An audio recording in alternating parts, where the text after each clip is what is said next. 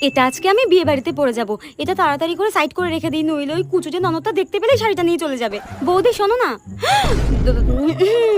বলছি আজকে রাতে তো আমাদের একটা বিয়ে বাড়ি রয়েছে, আর আমি বিয়েতে ভাবছি একটা শাড়ি পরবো। তোমার একটা ভালো শাড়ি থাকলে দাও তো। কই, আমার কাছে তো একটাও ভালো শাড়ি নেই গো। তুমি তো নিজেই দেখেছো, বলো। বিয়ের পর তো তোমার মাই আমার সব ভালো ভালো শাড়িগুলো নিজের আলমারিতে রেখে দিয়েছে। কি বললে তুমি আমার মাকে? তুমি নিজেই আলমারিটা দেখে নাও, আমার সত্যিই কোনো ভালো শাড়ি নেই গো। ঠিক আছে, দেখছি আমি। হ্যাঁ বৌদি, তোমার পেছনেটা কি গো? কোথায়? কিছু নেই তো। ওই তো পেছনে, ওই তো ডাইনিটার সব দিকে নজর থাকে। এইটা কি সুন্দর শাড়িটা। এটা আসলে কালকে আমার মা দিয়ে গেছিল। আরে আরে, দেখি শাড়িটা দাও দেখি। ওয়াও, শাড়িটা কি সুন্দর। আর তুমি ইচ্ছা করে লুকিয়ে রেখেছিলে না?